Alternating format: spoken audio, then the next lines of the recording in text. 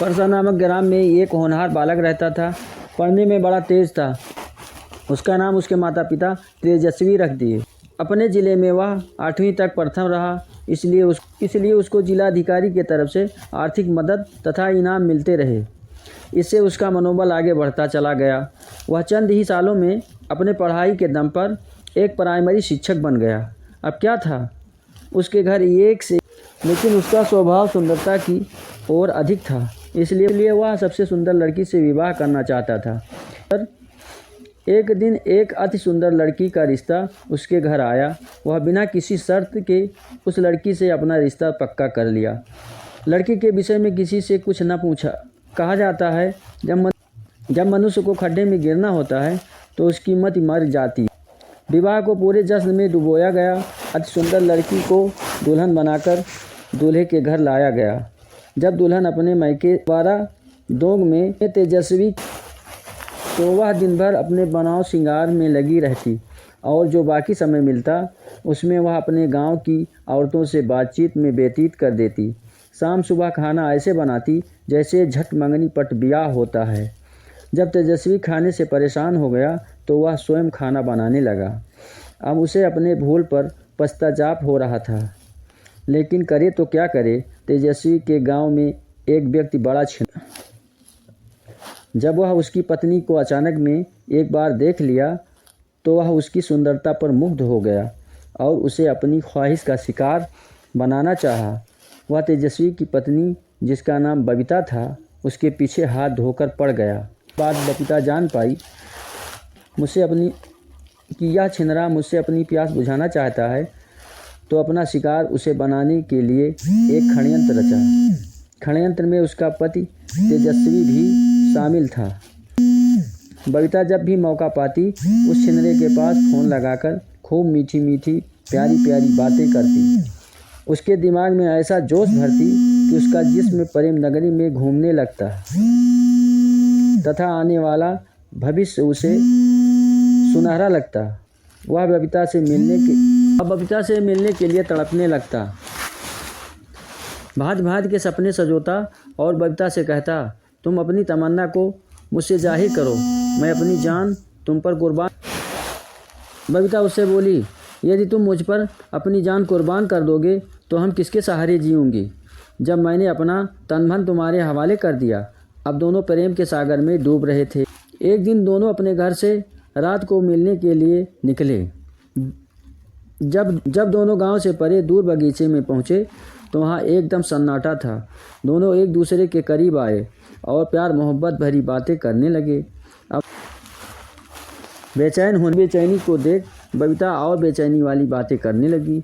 इतने में कुछ लोग वहाँ पर आकर उन दोनों को घेर लिया और छिनरे को इतना मारा कि उसे कसम दिलवा कि अब वह गांव की किसी बहू बेटी को न छेड़ेगा। बबीता और तेजस्वी अपने घर आए। यह बात गांव का कोई आदमी जान न सका, क्योंकि मरने वाले तेजस्वी के रिश्तेदार थे। तेजस्वी अपनी पत्नी से अति प्रसन्न हुआ कि भले ही यह चाहे जैसी है, लेकिन पतिव्रता सोचकर तेजस्वी अधिकांश काम स्वयं कर लेता और बबीता को अपने सराखों पर बिठा कर रखता कर अपने जीवन का आनंद लेने लगे। समय गुजरता गया। तेजस्वी के 2 पुत्री, एक पुत्र पैदा हुआ। उसके जन्म से तेजस्वी का घर रोशन। बच्चे का नाम बबलू रखा गया। जब बबलू 5 साल का हुआ तो तेजस्वी उसका नाम अपने इलाके के मशहूर इंग्लिश मीडियम स्कूल में लिखा दिया। बबलू बिल्कुल अपनी माँ पर गया था। वैसी ही सुंदरता, वैसा ही फैशनेबल, वैसा ही आलसी और वैसा ही व्यवहारी। वह स्कूल में केवल दोस्ती बनाता और सारा दिन दोस्तों में घूमना उसे पसंद था। उसे पढ़ने में बिल्कुल रुचि। जब बबलू को पढ़ते 3 वर्ष बीत गए, अब वह 8 वर्ष का हो चुका था, लेकिन पढ़ने में वह 0 था। जब उसका पिता अपने बेटे के स्कूल में शिकायत की, तब स्कूल का प्रधानाचार्य बोला, हमारी तरफ से कोई कमी नहीं है, जब आपका बेटा पढ़ता ही नहीं तो हम। तेजस्वी अपने बेटे की हरकतों से परेशान होकर अपने साथ अपने स्कूल में पढ़ने के लिए ले जाने लगा। वहाँ भी वह दिन भर लेफ्ट राइट करता रहता। तेजस्वी के समझ में कुछ नहीं आ रहा था। अब वह अपने बेटे की पढ़ाई के लिए चिंतित रहने लगा। उसने एक दिन अपने बेटे के सुधार के लिए अपने बड़े लोगों ने तरह तरह के विचार बताए। तभी वहाँ उपस्थित एक बूढ़ा व्यक्ति बोला, जब तूने विवाह के समय तो बुद्धिमानी कहाँ रहेगी? आज तुम्हें बुद्धि वाली लड़की लानी थी। एक काम कर, तू रोज़ हमारे पास अपने बेटे को ट्यूशन के लिए भेज दिया कर। मैं उसे सुधार दूंगा, लेकिन शर्त एक है कि तुम मेरे पास उसकी शिकायत मत लाना जब मैं उसे पढ़ाने के लिए मारूंगा। अब पढ़ाने की बात पक्की हो गई। पहले दिन वह बूढ़ा टीचर, जिसका नाम मोहन था, प्यार की भाषा से समझा बुझाकर पढ़ाने की कोशिश की, लेकिन वह लड़का समझ न रहा था। दूसरे दिन जब बबलू पढ़ना रहा था, इस पर गुस्सा कर मोहन ने उसे इतना मारा कि उसने पढ़ने के लिए हाँ कर दिया। अब क्या था, 5 साल तक मोहन ने उसे पढ़ाया और उसके पास जितनी योग्यता थी। जब मोहन बबलू को अपने पास से नए स्कूल में एडमिशन के लिए भेज रहा था, तब बबलू के पिता आए और मोहन के हाथ में रख दी और बोला, मेरे बेटी की देखभाल तुम्हें ही करना पड़ेगा। जितना पैसा उसकी पढ़ाई में लगेगा मैं वहन करने को तैयार हूँ। आगे